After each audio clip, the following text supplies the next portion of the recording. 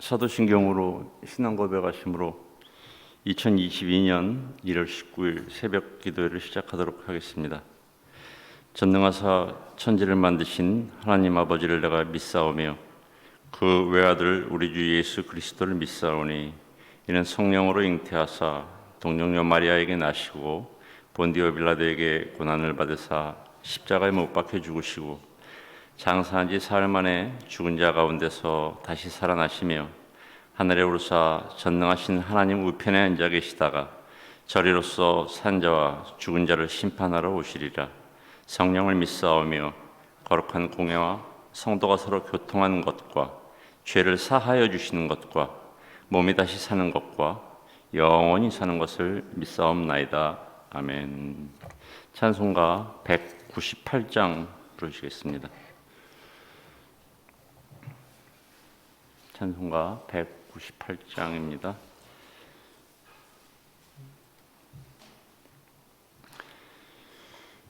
주 예수 해변서 떡을 떼사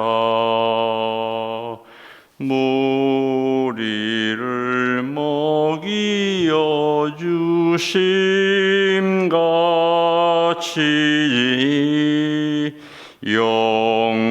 영생의 양식을 나에게도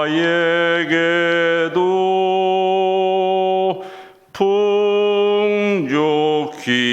나누어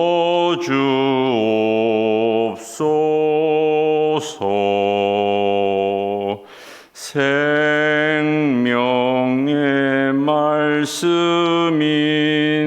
나의 주여, 목말라 주님을 찾나이다.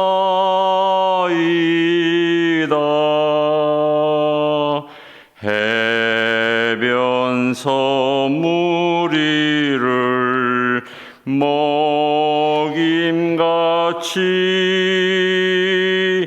갈급한 내 심령 채우소서.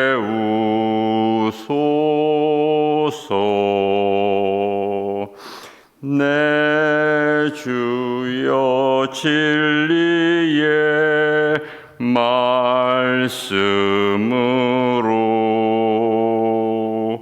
사슬에 얽매인 날 푸시사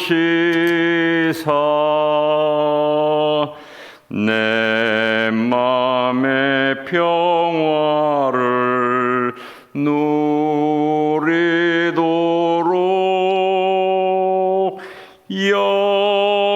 영원한 생명을 주옵소서.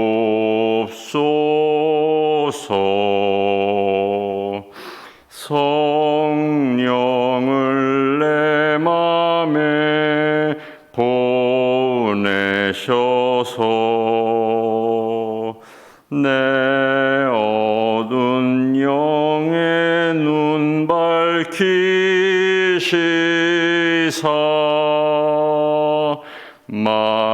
말씀에 감추인 참 진리를 깨달아 알도록 하옵소서.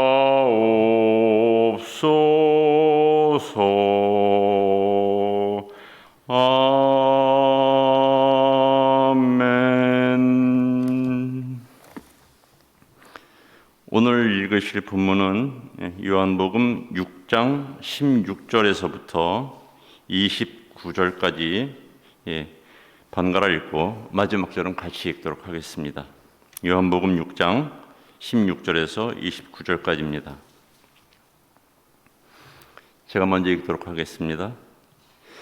저물매 제자들이 바다에 내려가서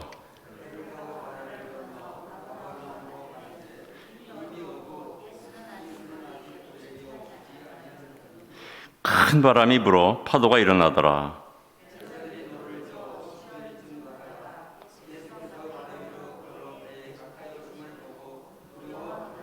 이르시되 내니 두려워하지 말라 하신대.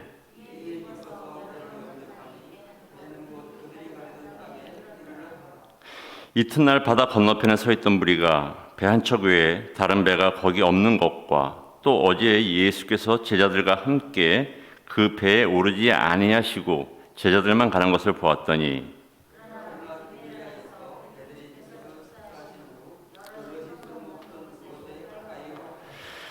무리가 거기에 예수도 안 계시고 제자들도 없음을 보고 곧 배들을 타고 예수를 찾으러 가버나움으로 가서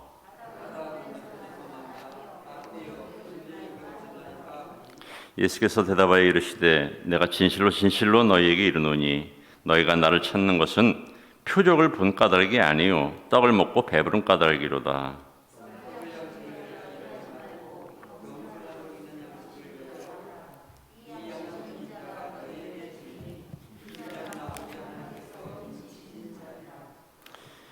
그들이 묻되 우리가 어떻게 하여야 하나님의 일을 하오리까?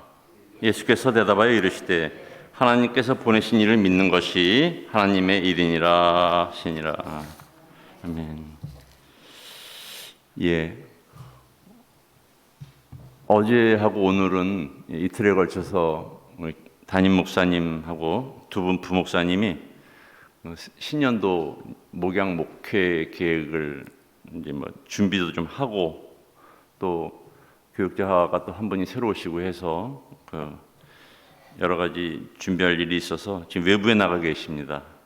짧은 시간이지만 목적하신 대로 잘 진행되고 또 안전하게 돌아올 수 있도록 기도와 관심을 부탁드립니다. 우리가 왜 운동 경기 이렇게 보면은 시합 하기 전에 이렇게 손 모으고 파이팅 뭐 이렇게 하는 것 같은 그런 거라고 이해하시면 될 것 같습니다. 작년에는 그 코로나 때문에 매년 실시하다가 한번 건너갔고 올해는 예정대로 실시하고 있는 것 같습니다.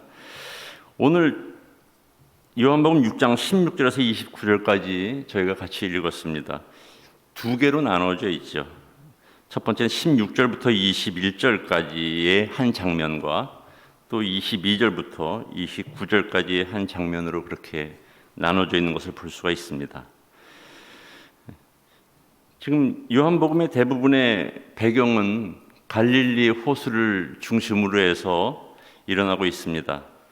사실 이 갈릴리 호수는 갈릴리 바다라고도 말하지만 지질학적으로는 호수가 맞습니다. 그런데 워낙 커서 호수가 워낙 크다 보니까 바람 불고 파도도 치고 이래서 바다 같다고 해서 이제 바다라 이렇게 얘기하는데 갈릴리 호수는 갈릴리 바다와 같은 것이죠. 예수님이 물고기 2마리하고 빵 5개를 가지고 흔히 말하는 오병이어의 기적을 일으킨 것을 직접 목격한 사람들은 아, 이분이로구나 해서 이제 자신들의 왕을 삼기 위해서 막 몰려들었습니다. 그래서 예수님은 제자들을 야, 빨리 너희들이 다맹선지인 가버나움으로 건너가라 해서 배를 태워서 먼저 보내고 본인은 기도를 하러 산으로 가셨어요. 제자들이 탄 배가 건너편 가버나움으로 가고 있는데 그때 시간이 새벽 한 3시쯤 됐습니다. 그래서 제자들이 탄 배는 아직 바다 위에 떠 있는 상태였습니다. 갈릴리 호수의 지도를 보시면 알지만 그 베세다에서 가버나움까지 가는 길은 굉장히 짧습니다. 그 갈릴리 호수 자체가 폭이 한 11km 정도밖에 되지 않습니다. 길다면 길겠지만은 여기서 저 사당 사거리 가는 정도의 거리예요. 그러니까 바닷길이라고 하기에는 그렇게 먼 길은 아닙니다. 가장 폭이 긴 곳이 그런데 베세다에서 가버나움까지는 사실 6, 7km도 안 됩니다. 굉장히 짧습니다. 베세다에서 가버나움까지 가고 있는데 그 사이에 바다에 풍랑이 일고 바람이 불고 해서 이제 배가 흔들리기 시작을 했겠죠. 마가복음 6장 48절에 보면은 이들이 배를 저어서 가버나움으로 가는데 맞바람이 불어서 바람이 거스른다 이런 표현을 쓰는데요. 맞바람이 불어서 제자들이 굉장히 힘겹게 안 나가는 걸 억지로 거기까지 가려고 애를 써서 노를 젓고 있는 것을 예수님이 보셨다 이렇게 기록하고 있습니다. 그래서 예수님은 무리를 걸어서 제자들이 있는 배로 다가가죠.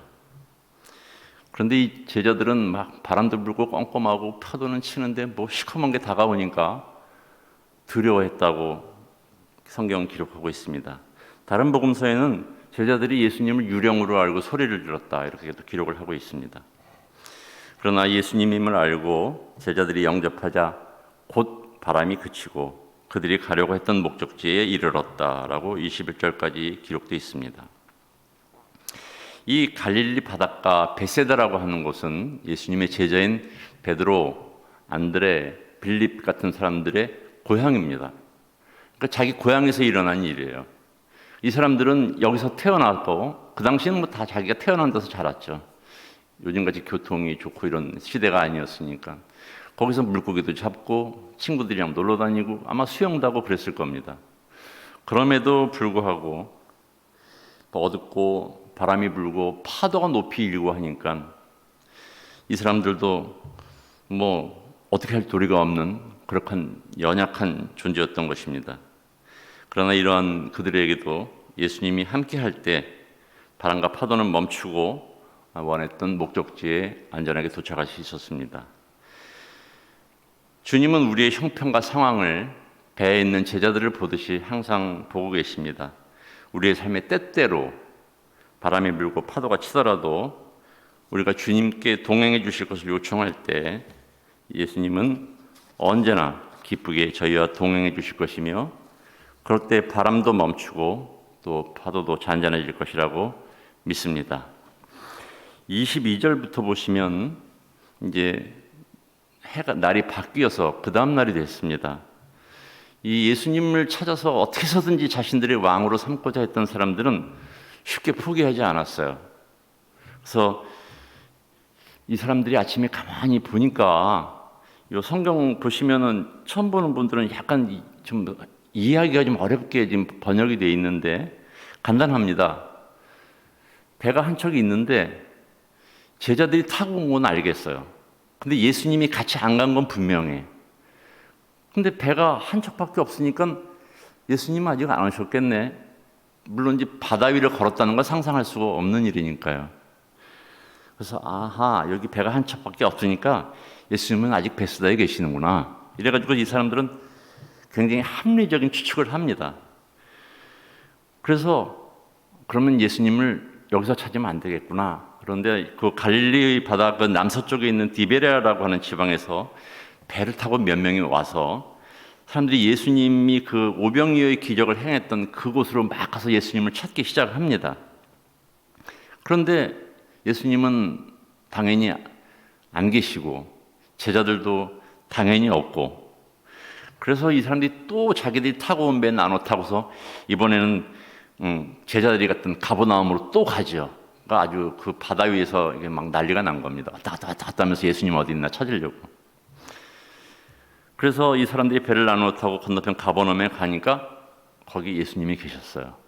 그래서 그분들이 얘기합니다. 아니 선생님이 언제 여기 오셨습니까? 예수님이 말씀하셨어요. 어제 왔다. 뭐 이런 얘기를 하신 게 아니라 너네가 나를 이렇게 집요하게 찾아다니는 거는 내 이적을 보고서 그런 게 아니라 빵을 먹고 배가 부르기 때문이다 라고 하는 약간 이 사람들의 질문과는 동떨어진 대답을 하시죠. 그러면서 말씀하시는 것이 너희는 일을 할 때 그런 썩을 양식을 위해서 일하지 말고 그렇게 열심을 내지 말고 좀 더 차원이 높은 영생에 이르도록 남아있는 그런 양식을 위해서 일을 해라. 그 양식 내가 줄게. 이렇게 말씀하셨어요. 그리고 내가 그렇게 할 수 있는 것은 아버지 하나님이 나를 인정했기 때문이다. 그들이 또 묻습니다. 그래요? 그럼 우리가 무엇을 하여야 그 하나님의 일을 할 수 있습니까? 예수님이 말씀하시죠. 하나님이 보내신 이를 믿는 것이 하나님의 일을 하는 것이니라 말씀하셨어요. 사실은 그 당시에 그 사람들에게 이런 대답을 하면은 알아듣기가 좀 어려울 것입니다. 오늘은 본문은 29절에서 끝나지만 그 뒤로 계속 이어지는 성경 말씀을 보면은 계속 빵에 대한 얘기를 합니다. 영원히 먹는 빵, 그 빵 어떻게 하면 구할 수 있을까요? 결국은 그 장면이 끝날 때까지도 보면 아시지만 사람들의 관심은 오로지 빵에만 있어요. 끊기지 않고 계속 공급될 수 있는 그 빵을 어떻게 하면 내가 예수님을 잘 포섭해가지고서 계속해서 지속적으로 얻을 수 있을까 하는 일입니다.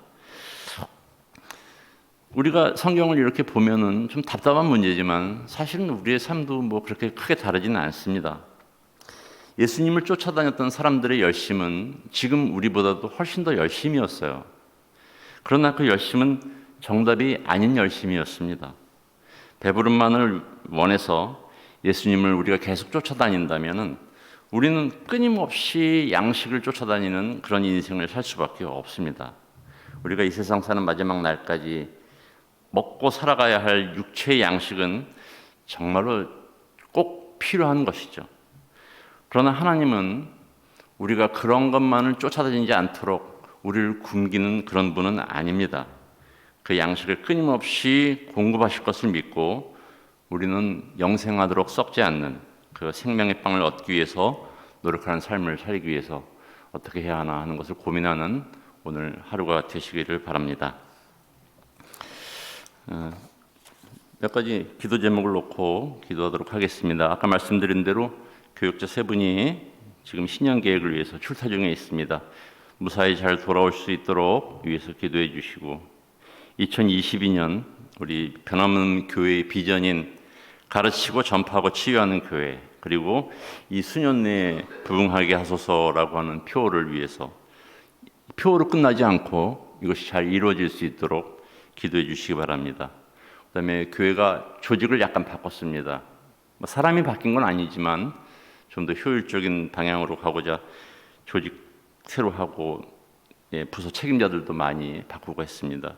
특히 교육부서가 좀 활성화되고 부흥되고 마음껏 아이들을 양육할 수 있는 그런 좋은 환경이 될 수 있도록 기도해 주시기 바랍니다.